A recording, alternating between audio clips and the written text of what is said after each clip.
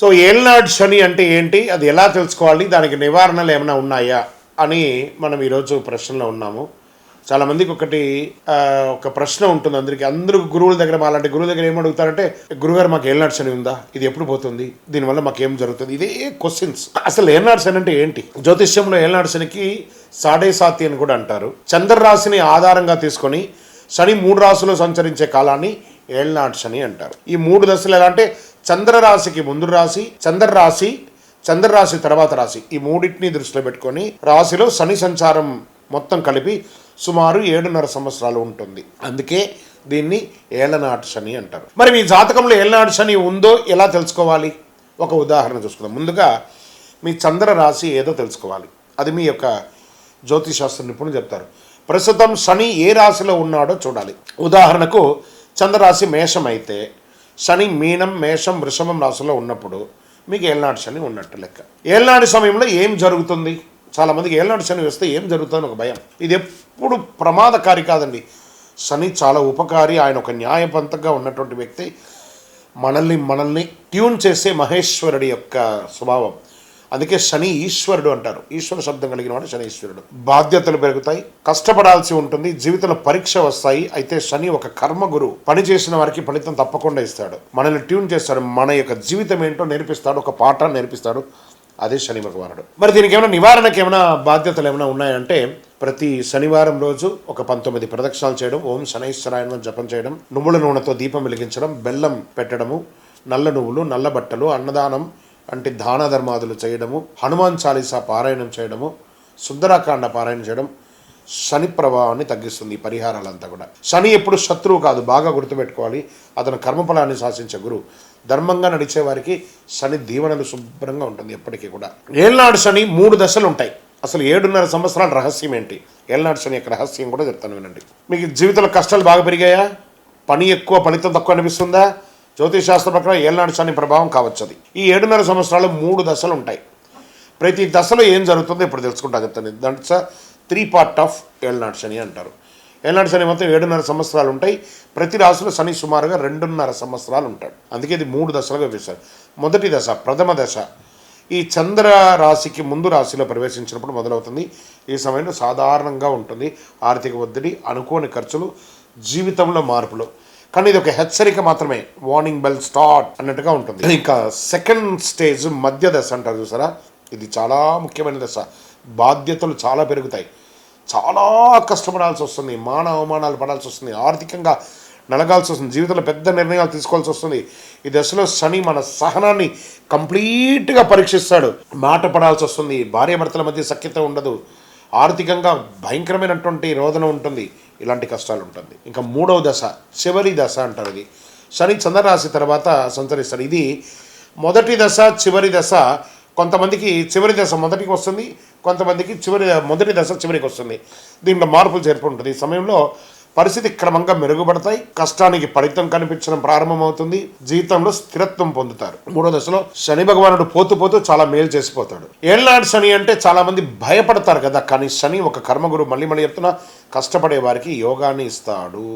సరే, ఏళ్ళనాడు శని నాకు వచ్చిందా లేదా, దానికి ఏమైనా సంకేతాలు ఉంటాయా అంటే, కొన్ని సంకేతాలు స్టార్ట్ అవుతాయి. ఏళ్ళనాడు శని ఉన్న వాళ్ళకి పనులు ఆలస్యం కావడం, చిన్న పనులు కూడా చాలా పెద్ద ఆలస్యం అవడం, అనుకోని ఖర్చులు పెరిగి ఆర్థిక ఒత్తిడిలు పెరగడం, ఉద్యోగంలో ఒత్తిడి లేదా ఉద్యోగ మార్పు లేదా ఉద్యోగం పోవడం, ఎప్పుడు మనసులో ఏదో ఒక ఆందోళన, అవసరమైనటువంటి కాకుండా అనవసరమైనటువంటి టెన్షన్లు పెరగడం, కుటుంబంలో చిన్న గొడవలు, అపార్థాలు రావడం, సంబంధాల్లో విడదీయడం, ఆరోగ్యంపై బాగా ప్రభావం చూపడం, అలసట లేదా ఒత్తిడి పెరగడం, కావాల్సినటువంటి ఫ్రెండ్స్, స్నేహితులే కొంతమంది దూరం అవ్వడం, మల్టిపుల్గా బాధ్యతలు పెరగడం, జీవితంలో పెద్ద బాధ్యతలు పెరగడం, ఆధ్యాత్మికం వైపు మలుపు తీరడం. చాలామంది ఈ సమయంలో దేవుని వైపు ఎక్కువ వెళ్తూ ఉంటారు. ఇవన్నీ కూడా ఏళ్ళనాడు శని ఎప్పుడు శాపం కాదండి, అది మన కర్మను సరిచేసే ఒక కాలం. శని పరీక్షలు నిలబడే వారికి తర్వాత మంచి ఫలితాన్ని ఇస్తాడండి. శని కష్టం ఇవ్వడానికి కాదు, మన జీవితాన్ని సరిదిద్దడానికి కోసం వస్తాడు. ధర్మంగా జీవించే వారికి శని భగవానుడు ఒక గొప్ప వరం.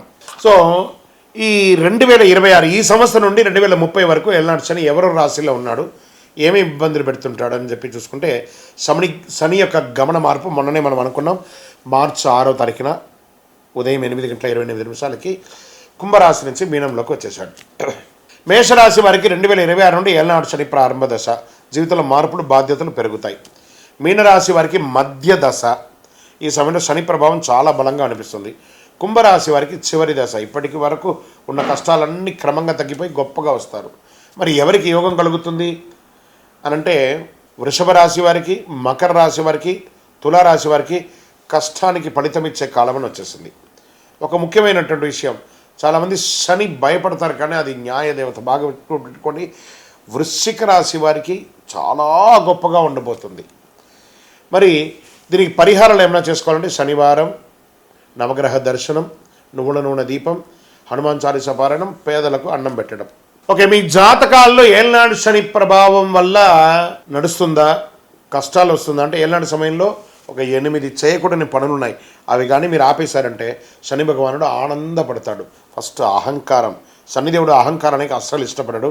ఈ సమయంలో వినయంగా ఉంటే చాలా మంచిది. ఇతరుల్ని అవమానించి కించపరిచి మాట్లాడకూడదు. శని ప్రభావాన్ని పెంచుతుంది. దీనివల్ల పేదలకు ఇబ్బందిగా ఉన్న వాళ్ళని చేయకూడదు. అన్యాయం చెయ్యకూడదు.